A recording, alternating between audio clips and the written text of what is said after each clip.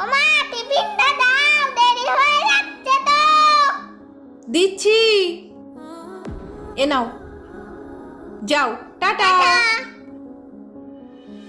ওমা, জলটা তো দেওয়া হয়নি, জলটা আমাকে দাও। দিচ্ছি বাবা।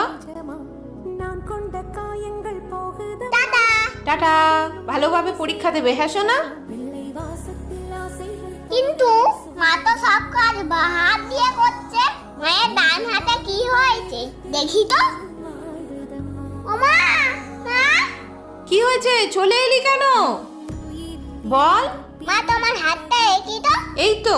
এটা না, ওইটা। মা তোমার হাতটা কি করে কেটে গেল?